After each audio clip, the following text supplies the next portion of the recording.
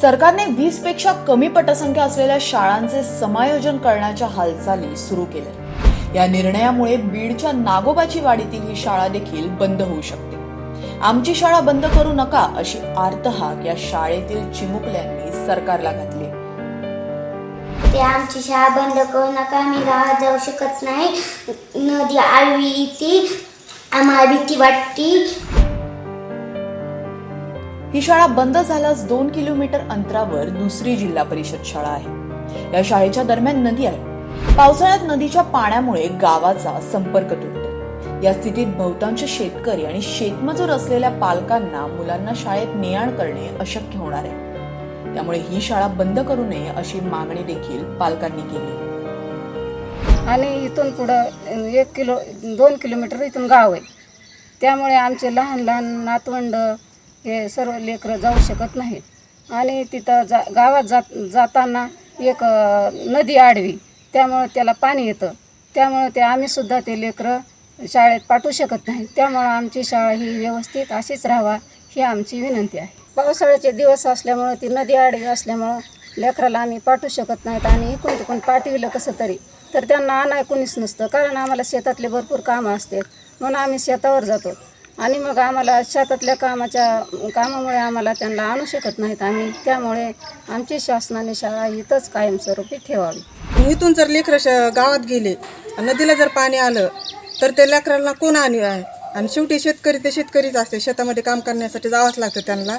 त्यासाठी गावकऱ्यांनी असा विचार केला आहे की ही शाळा इथल्या इथंच राहावा, असं निवेदन आम्ही शासनाला देऊ शकतो।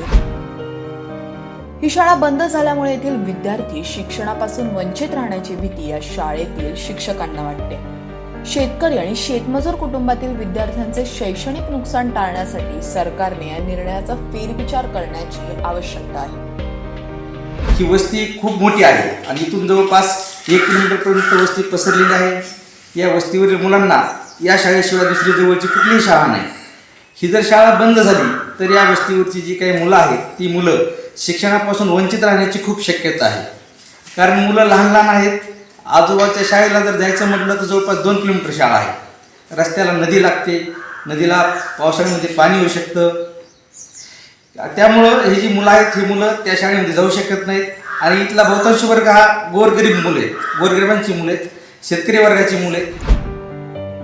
ग्रामीण भागातील शिक्षणाच्या निर्माण होणाऱ्या या समस्येवर बीडचे प्राथमिक विभागाचे शिक्षणाधिकारी श्रीकांत कुलकर्णी यांची प्रतिक्रिया जाणून घेतली असता त्यांनी सरकारच्या आदेशानुसार निर्णय घेणार असल्याची प्रतिक्रिया दिली। जिल्ह्यात एकूण 623 शाळा आहेत, ज्याची पटसंख्या 20 पेक्षा कमी आहे। यामध्ये शासन जे निर्देश देईल त्याच्यानुसार पुढील कारवाई करण्यात येईल। एकतर क्लब करणं असेल किंवा ज्या काही सूचना शासन स्तरावर येतील त्यानुसार कारवाई करण्यात येईल। ही अवस्था या एकाच शाळेची नसून राज्यातील एकूण 1,10,000 शाळांपैकी 14,783 शाळा बंद होण्याची आहे। एकट्या बीड जिल्ह्यातील 623 शाळा बंद होणार आहेत। सरकारच्या या निर्णयामुळे अनेक विद्यार्थी शिक्षण हक्कापासून वंचित राहणार आहेत। कोणत्या तालुक्यातील नेमक्या किती शाळांमधील पटसंख्या 20 पेक्षा कमी आहे यावर एक नजर टाकूया ग्राफिक्सच्या माध्यमातून। अंबाजोगाई येथील 35 शाळा, आष्टी येथील 48 तर बीड येथील 112 शाळा, धारूर येथील 38, गेवराई येथील 61 तर केज येथील 65 शाळा, माजलगाव मधील 41 शाळा, परळी येथील 49 शाळा, पाटोदा येथून 70 शाळा तर शिरूर येथून 71 शाळा, वडवणी येथील 20 शाळा, बीड शहरातील 4 शाळा, तशाच एकूण 623 शाळा बंद होणार आहेत। सरकारने हा निर्णय घेताना ग्रामीण भागातील शैक्षणिक परिस्थितीचा विचार न केल्याची खंत शिक्षण तज्ज्ञ दत्ता बगरचे व्यक्त करतात।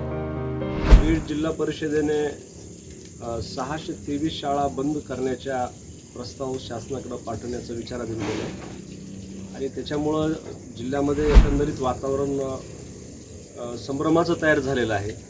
ज्या शाळेवरच्या पटसंख्या 20 पेक्षा कमी आहेत अशा शाळा ते बंद करत आहेत।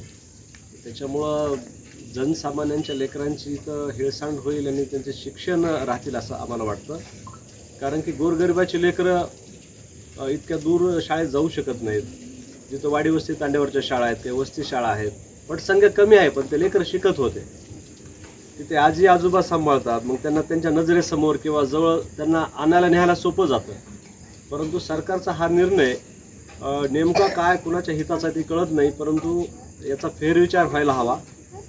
तरच खऱ्या अर्थानं हे शिक्षण जनसामान्यांना मिळेल असं आम्हाला वाटतं. पण सरकार नेमकं करतं काय तेच कळत नाही आम्हाला. आरोग्यसेवा त्यांच्याकडं नाही, शिक्षणाचं असं करायचं, म्हणजे वेगवेगळे जे निर्णय येतात त्याच्यातच लोकप्रतिनिधी आहेत, त्याच्यामुळं ते लोकांचाच विचार आहे हे आम्हाला मान्य आहे. परंतु किमान जनसामान्यांना जे मोलमजुरी करून आहेत किंवा जे भटकंती करते, जे ऊसतोडीला चाललेत, त्यांचा विचार करून पण निर्णय घेणं गरजेचं आहे. ते परवडत नाही म्हणजे कसं काय परवडत नाही? सरकारनं हे सगळं केलं पाहिजे. आरोग्य आणि शिक्षण तर मूलभूत आहे, आणि गोरगरिबाचे लेकरं काय टाय आणि सूट लावून आणि वॉटर बॅग हातात देऊन जाऊ शकत नाहीत. त्यांना कुठलंच परवडेबल नाही ते सगळं. तर फक्त ही शाळा आमची आहे, सरकार आमचं आहे, शाळा आमची आहे. त्याच्यामुळे जिथं लेकरं असतील तिथं 4 असतील 2 असतील तिथं शिक्षणाची व्यवस्था करणं त्यांचं कर्तव्य आहे. सरकारच्या या निर्णयामुळे ग्रामीण भागातील अनेक विद्यार्थी शिक्षणाच्या मूलभूत हक्कापासून वंचित राहणार आहेत. एका बाजूला सरकार शालाबाह्य मुलांना शिक्षणाच्या प्रवाहामध्ये आणण्याचा आटोकाट प्रयत्न करत आहे, परंतु सरकारच्याच या निर्णयामुळे अनेक विद्यार्थी शैक्षणिक प्रवाहापासून दूर ढकलले जाणार आहेत. सरकारने या निर्णयाचा फेरविचार करावी अशी मागणी राज्यभरातून केली जाते.